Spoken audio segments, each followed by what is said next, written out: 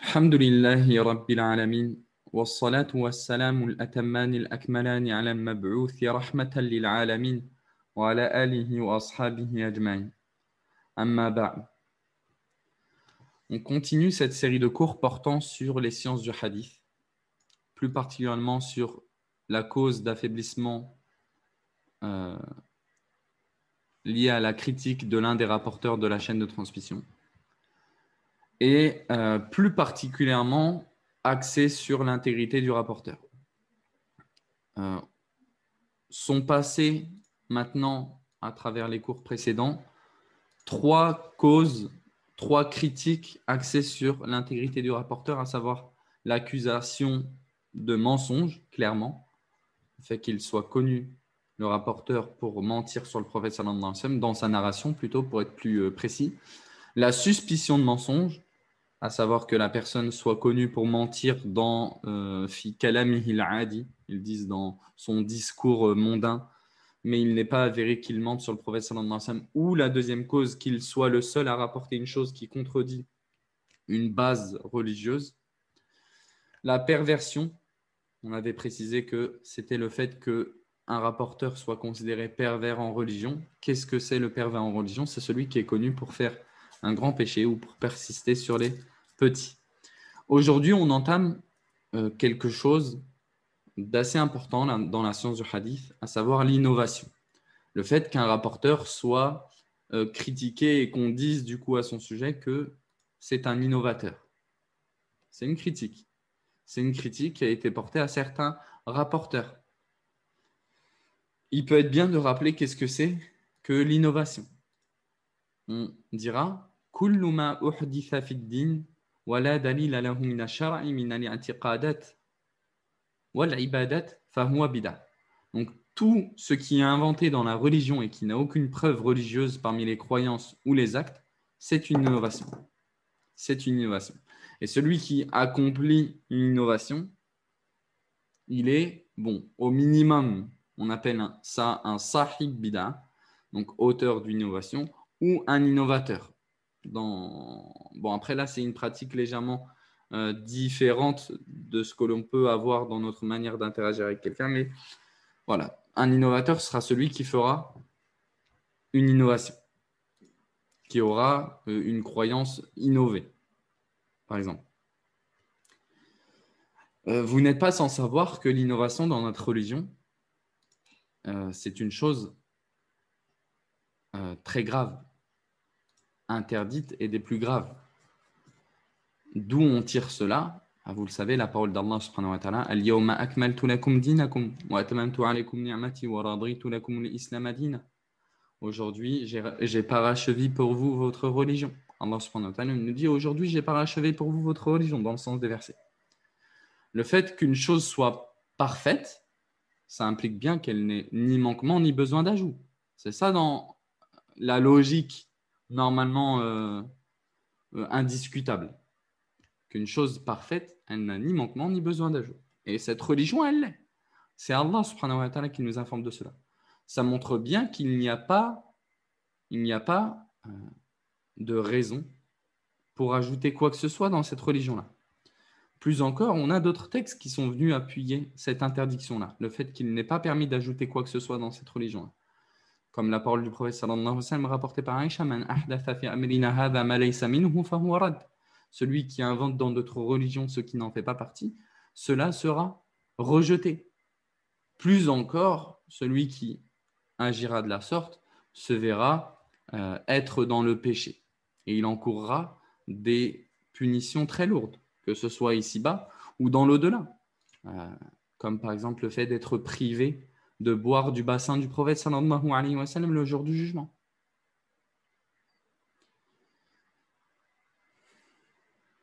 Tout ça pour dire que l'innovation, c'est clairement une critique. Il n'y a rien d'élogieux là-dedans. Que quelqu'un ne vienne pas penser que dans cela, il y a une éloge. Il y a une éloge qui est faite. Dans le domaine du mondain, bien sûr, on n'est pas en train de parler du domaine du mondain, là. Ici. On est en train de parler du domaine du religieux. Et dans notre religion, toute innovation est un égarement. Vous le savez. Le prophète sallallahu alayhi wa sallam, il nous disait lors de son serment du vendredi, dans ce qu'on appelle l'introduction au serment, le prophète sallallahu alayhi wa sallam, il avait pour coutume de répéter ces paroles. وَإِيَّاكُمْ وَمُحْدَثَاتِ الْأُمُورِ فَإِنَّ كُلَّ مُحْدَثَةٍ بِدْعَةٍ وَكُلَّ بِدْعَةٍ ضَلَالَةٍ وَكُلَّ ضَلَالَةٍ فِي النَّارِ. Le prophète sallallahu alayhi wa sallam il disait à ses compagnons, et prenez garde quant aux nouvelles choses, dans la religion bien entendu. Car certes, toute nouvelle chose est une innovation et toute innovation est égarement et tout égarement mène à l'enfer. Mène à l'enfer. Que dire de plus? Toute innovation est un égarement et tout égarement mène vers l'enfer. Il n'y a pas de raison de, comme on voit chez certaines personnes, de diviser l'innovation religieuse en bonne et mauvaise. Non, les textes y sont généraux. Toute innovation est un égarement. Le professeur nous dit ça. Comment on va accepter, on va extraire une innovation d'une autre à travers cette parole-là qui est générale? Et l'imam Malik, on retiendra de lui ces belles paroles dans lesquelles il disait Man za'ama anna fil islami bid'atan hasana za'ama anna an-nabiy sallallahu alayhi wa sallam qad khana ar-risala. Il disait celui qui prétend que dans la religion il y a de bonnes innovations, il aura prétendu que le messager a trahi le message. Pourquoi? Parce qu'Allah subhanahu wa ta'ala il dit aujourd'hui j'ai parachevé pour vous votre religion. Donc, à savoir qu'elle n'a ni besoin, ni manquement, ni besoin d'ajout. Et toi, en gros, en innovant, c'est comme si tu disais qu'elle n'est pas parfaite. Et que le prophète il n'a pas parfait la transmission du message de cette religion-là. Et l'imam Malik, il terminera en disant Fama lam yakun yawma idin dinan, falam yakun al-yawma dinan. Il disait ce qui ne faisait pas partie de la religion à cette époque-là, à l'époque du prophète, ne fera jamais partie de la religion aujourd'hui. Quoi qu'il en soit, l'innovation, ce sera donc une atteinte qui sera portée au rapporteur, indiquant qu'il accomplit une innovation dans la religion. Et il sera appelé du coup innovateur. Maintenant, on se doit de se pencher sur une question importante, à savoir la narration de l'innovateur. La narration de l'innovateur. Les innovations et les innovateurs, ils sont divisés en deux catégories, à savoir ceux qui ne sont pas rendus mécréants par leur innovation, à l'exemple des Khawarij par exemple. Donc, ceux dont l'innovation n'est pas ce qu'on appelle mukaffir, ceux dont l'innovation ne les rend pas mécréants. Et la deuxième catégorie d'innovateurs, ce sont ceux qui seront rendus mécréants par leur innovation. Donc, à savoir des gens dont l'innovation est mukaffir. Donc là, elle les rendra mécréants. Les premiers, leur innovation, elle les rendra mufassir, en foussaq, elle les rendra pervers. Mais rappelez-vous que le pervers, il est de deux catégories. On avait vu ça dans la perversion la semaine passée, que le pervers, il était de deux catégories. Fasiqun muta'awil wa fasiqun ghayru muta'awil. Donc le pervers par interprétation, à savoir l'innovateur, et on avait dit qu'on en parlerait plus tard, à savoir aujourd'hui. Et le pervers sans interprétation, à savoir celui qui commet des grands péchés et qui sait de lui-même que c'est des grands péchés. Donc, ceux qui sont rendus mécréants par leur innovation, à l'exemple des extrémistes parmi les Rawafid, qui prétendent la manifestation divine en Ali radiallahu anhu, ou qui prétendent son retour sur terre avant le jour du jugement. Maintenant, on va prendre ces deux catégories-là une par une et en parler du point de vue de la narration. Est-ce qu'on accepte leur hadith ou pas? C'est ça en fait la question. Est-ce qu'on accepte leur narration dans la science du hadith? Est-ce qu'on accepte leur narration dans la science du hadith? L'innovateur qui n'est pas rendu mécréant, donc le premier, celui qui ne sera pas rendu mécréant par son innovation, comme les Khawarij, etc. Lui, sur l'acceptation de sa narration ou non, il y a divergence entre les savants, à savoir en trois avis. Certains parmi les plus prédécesseurs, notamment Ibn Sirin et l'imam Malik, ils ont rejeté sa narration de manière absolue. En gros, ils disent « nous, on n'accepte rien des innovateurs ». Pour quelle raison? Pour plusieurs. Notamment, ils disent qu'en acceptant leur narration et en la transmettant, c'est comme si on leur fait de la publicité, de la bonne publicité en fait. Et réponse leur a été donnée à cet argument-là en disant « oui, mais de l'autre côté, en fait, si on ne prend pas leur narration à ces gens-là, on risque de perdre une quantité de hadiths non négligeable. » D'où le fait que certains savants comme Ali ibn al-Madini, il disait si on avait délaissé le hadith des innovateurs, de tous les innovateurs dans l'absolu, en fait, on aurait vraiment sacrifié une grande part dans la transmission des hadiths prophétiques. Donc d'autres parmi les plus prédécesseurs comme Abu Hanifa, Yahya ibn Sa'id al-Qattan, Shafi'i, Ali ibn al-Madini, ils ont accepté la narration de l'innovateur qui n'est pas rendu mécréant tant qu'il n'est pas suspecté de rendre le mensonge permis pour secourir sa secte. Vous savez, parmi les innovateurs, il y en a qui se permettent de mentir pour secourir leur avis, pour secourir leur position. Et malheureusement, aujourd'hui, on peut même le voir de certaines personnes, quelquefois, qui défendent la vérité, malheureusement, qui sont prêts à mentir pour sauver telle ou telle personne. Et ça, c'est triste de voir ça dans nos rangs. Mais ça existe, ça existe. Et qui plus est des innovateurs,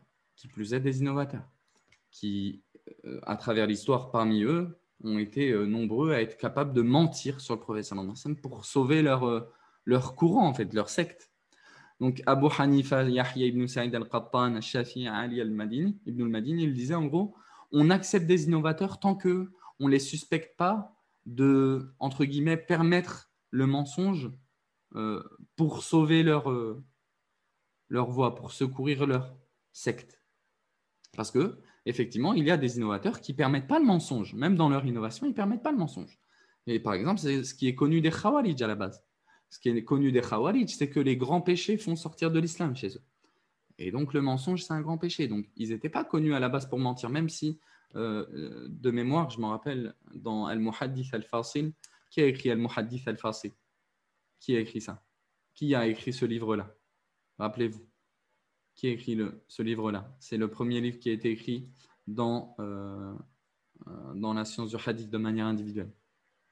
Le Muhaddith al-Fasil, il a rapporté un récit qu'apparemment les Khawarij, lorsqu'ils cherchaient à justifier quelque chose, ils inventaient un hadith. Mais je me rappelle avoir vu quelques annotations de certains de nos professeurs à Médine qui disaient bon, ça peut être contestable parce que les Khawarij, chez eux, le mensonge, étant donné que c'est un grand péché, ils rendent mécréants par les grands péchés. Voilà.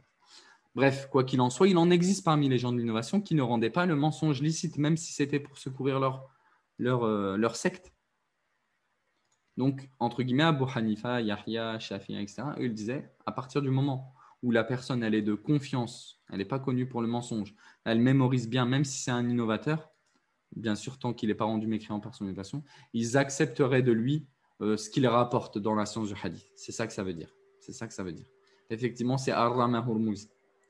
Troisième avis chez les savants du hadith, et c'est l'avis de la majorité, et c'est celui qu'on mettra en avant dans la pratique, à savoir un avis avec quelques détails, avec une certaine quantité de détails.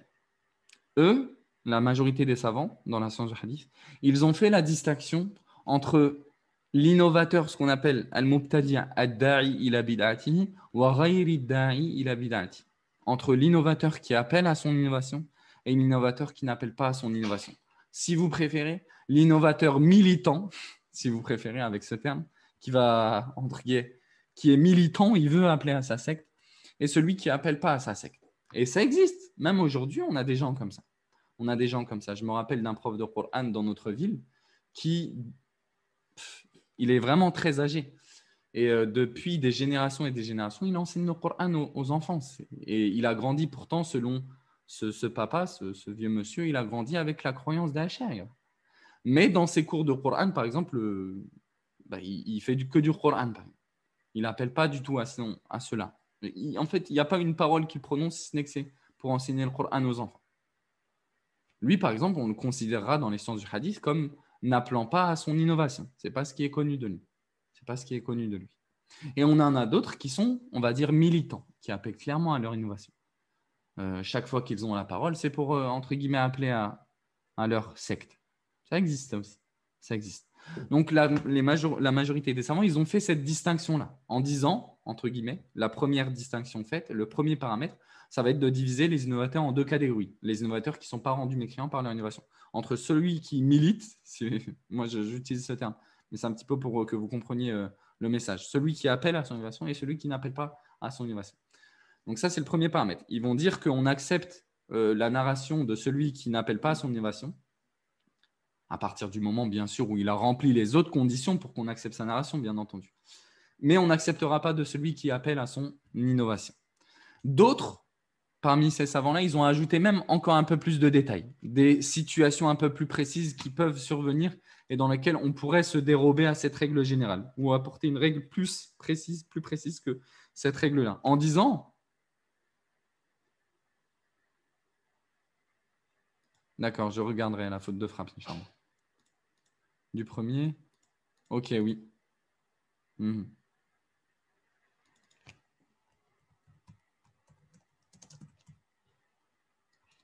Barakallahu fik. En disant, donc le paramètre en plus qu'ils ont ajouté, c'est de dire, ça c'est ce qu'ont rajouté certains, d'autres. Ils ont dit, si maintenant on regarde un peu plus précisément chacune de ces deux personnes-là, celui qui appelle à son innovation et celui qui n'appelle pas à son innovation. Celui qui appelle à son innovation, il se peut qu'on accepte sa narration dans certaines situations, comme dans la situation où il nous rapporte par exemple une information qui s'oppose à son innovation. À ce moment-là, on l'accepterait selon certaines personnes euh, de science, dans la science du hadith. Par exemple, je vous donne un exemple. Quelqu'un qui est connu pour être un chiite, on va parler des chiites en dehors des extrêmes. Donc, dans la science du hadith, il y a eu beaucoup de rapporteurs qui ont été du coup accusés de chiisme. Après, c'est le chiisme régulièrement, ce qu'on appelle tashayyu'ul awwalin. C'est le chiisme des premiers, à savoir le fait de mettre Ali en termes de mérite avant Uthman, sans pour autant critiquer Abu Bakr et Omar, etc., etc. Donc, il y avait des rapporteurs qui ont été accusés de tashayyu' al-awwalin, de schisme des premiers. Donc, quelqu'un qui a une innovation. Mais qui, par exemple, va nous ramener un hadith sur le mérite de Uthman, par exemple. Ça, on va l'accepter, parce que ça contredit, entre guillemets, cette innovation-là. Ça contredit cette innovation-là. Ou alors, par exemple, un khariji, imaginez un khariji donc, qui aura tendance à rendre mécréant celui qui accomplit des grands péchés et leurs autres caractéristiques, comme la sortie contre les gouverneurs, etc., musulmans. Quelqu'un comme ça qui va rapporter une information, par exemple, qui parle du musulman qui commet des grands péchés et qui est sous la volonté d'Allah. Bah ça contredit son innovation. Malgré qu'il appelle à son innovation habituellement, le fait qu'il rapporte quelque chose qui s'oppose à son innovation, ça peut être un indice nous permettant d'accepter sa narration, exceptionnellement parlant. Inversement, par réciprocité, si on a un innovateur qui n'appelle pas à son innovation, mais il nous rapporte une information qui appuie son innovation, alors là, elle serait refusée. Par exemple, on reprend l'exemple d'un chiite qui va rapporter, il n'appelle pas à son innovation, mais il nous rapporte une information dans laquelle il y a une certaine critique faite à Abu Bakr. Par exemple, ça, on va refuser direct. On va refuser direct. Exemple dans l'acceptation. Dans l'acceptation de la narration de certains innovateurs, selon les détails qu'on a mentionnés. Bah, ce que l'on peut trouver dans le recueil de l'imam Al-Bukhari, par exemple. Effectivement, nombreux sont les rapporteurs dans les recueils authentiques qui ont été accusés d'innovation, à tort ou à raison, mais quelquefois à raison. Et Ibn Hajar, il consacra d'ailleurs un chapitre entier quant à la mention de tous ces rapporteurs-là dans l'introduction de son recueil authentique. Donc, ce qu'on appelle l'explication de Ibn Hajar de Sahih al-Bukhari, on l'appelle Fathul Bari.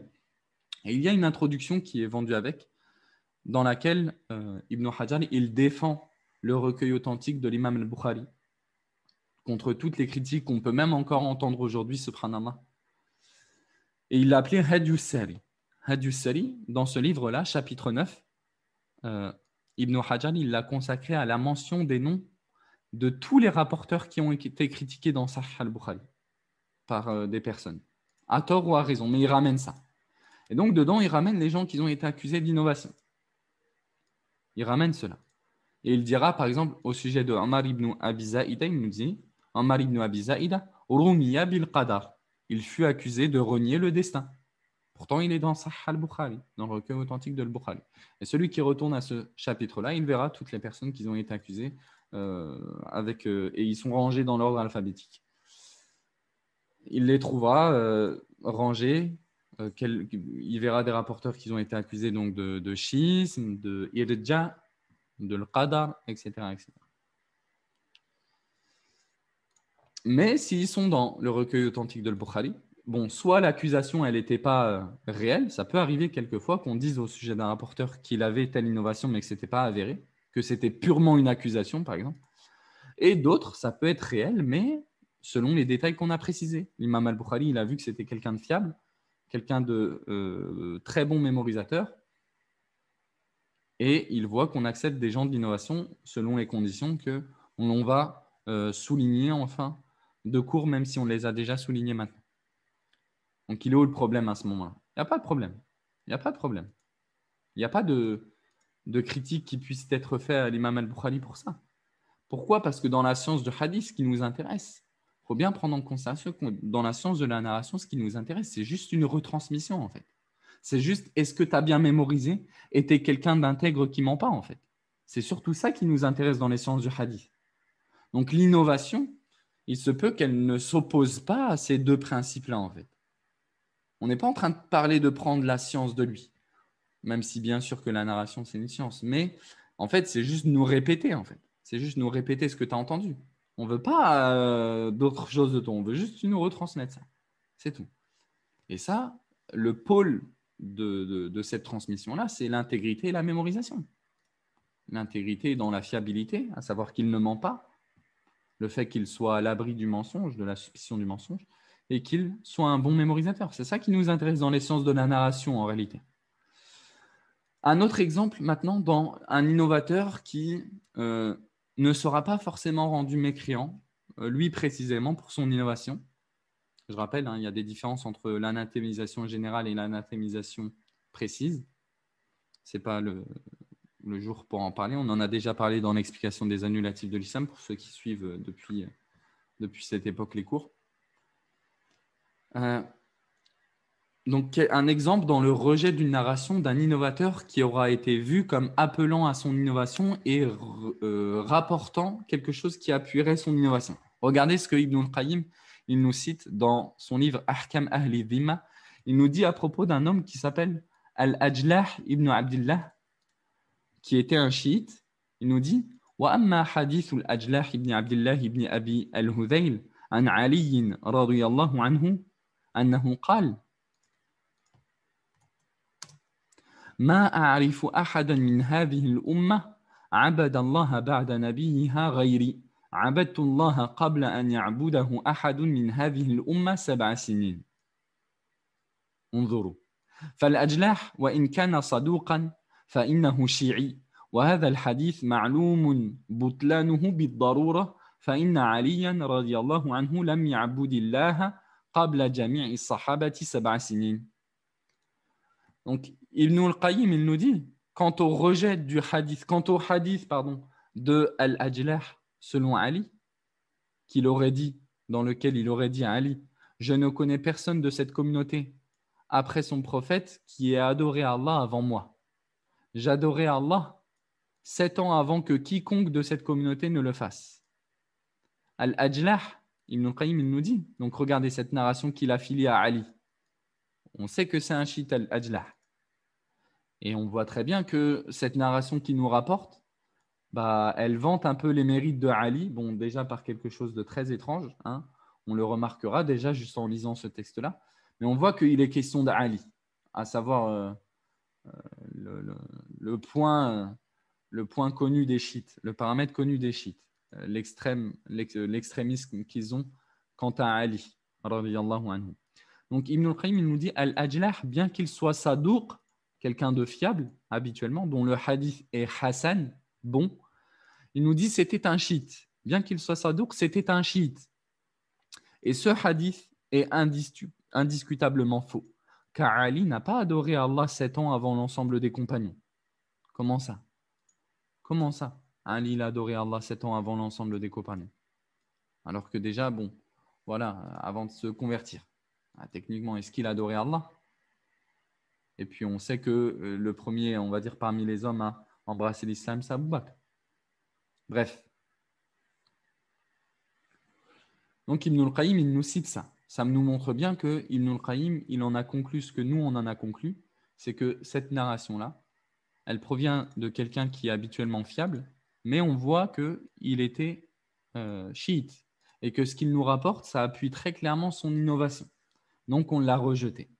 On l'a rejeté. Bon, en plus de voir qu'il y a un problème rien que dans le texte, déjà d'un point de vue du texte et de la chaîne de transmission, on remarque un problème. Remarque importante. Tout ce que l'on cite ici, là, on a tendance à voir certaines personnes s'argumenter de ça dans la religion, le fait que l'on soit amené à accepter la narration de l'innovateur. On a tendance à entendre des gens s'argumenter de cela pour prendre la science des innovateurs, prendre la science religieuse des innovateurs.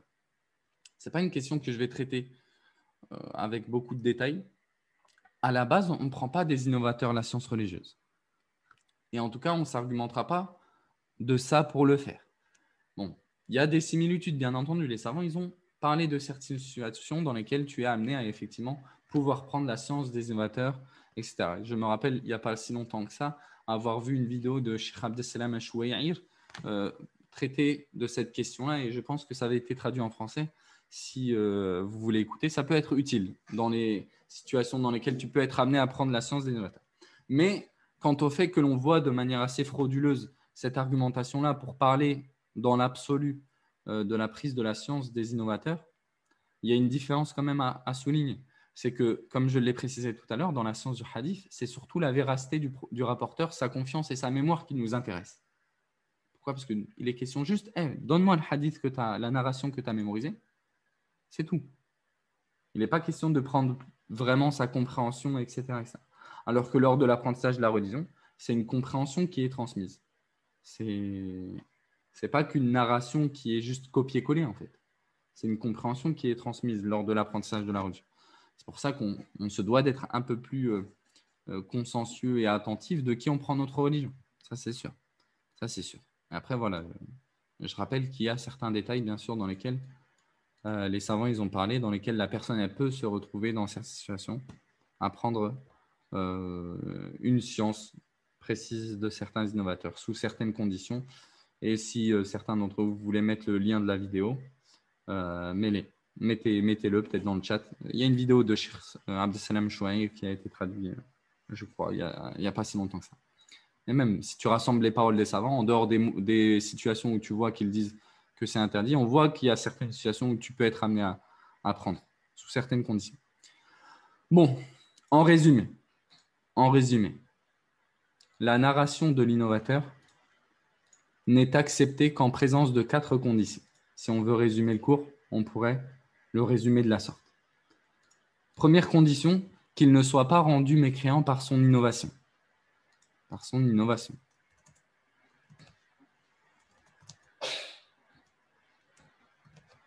Deuxième condition, qu'il n'y ait pas de cause, une autre cause impliquant le rejet de sa narration en dehors de son innovation. Qu'il soit du coup connu pour être pieux et mémorisateur. Ce que je veux dire par là, c'est que si effectivement c'est un innovateur, d'accord, on voit que voilà, son innovation, par exemple, ce n'est pas un innovateur qui appelle à son innovation. Ok. Mais si on a d'autres causes en dehors de son innovation qui nous poussent à rejeter son hadith, bien sûr qu'on va rejeter son hadith quand même. Imaginez quelqu'un, par exemple, il a une mauvaise mémorisation. D'accord ? Ça aussi, c'est quelque chose qu'on prend en considération. Troisième condition, qu'il n'appelle pas à son innovation du coup. Quatrième condition, qu'il ne rapporte pas quelque chose qui appuie son innovation. C'est, en résumé, ce qu'il faut retenir de la narration de l'innovateur sous ces 2 catégories. Parce qu'à travers cette condition-là, on a pu rejeter ce cas-là, dans lequel l'innovateur qui est rendu mécréant par son innovation, sa narration, bien entendu, qu'elle est rejetée. Ibn Kathir dire à ce sujet-là, la ishkala fi raddi riwayati. Il n'y a aucun problème, aucun doute quant au rejet de sa narration. Et sur cela, le cours se termine. فنسأل الله تعالى بأسمائه الحسنى وصفاته العلى أن يغفر لنا وأن يرحمنا اللهم فقهنا في الدين اللهم علمنا ما ينفعنا وانفعنا بما علمتنا وزدنا علما اللهم اجعلنا من المخلصين اللهم أعذنا من الرياء ومن السمعة اللهم اجعلنا مفاتيح للخير مغاليق للشر. اللهم من أرادنا بسوء اللهم من أراد الإسلام والمسلمين بسوء فأشغله بنفسه ورد كيده على نحره ودمره يا رب العالمين. وسبحانك اللهم وبحمدك أشهد أن لا إله إلا أنت أستغفرك وأتوب إليك. وصلى الله وسلم على نبينا محمد وعلى آله وأصحابه أجمعين. بارك الله فيكم والسلام عليكم ورحمة الله وبركاته.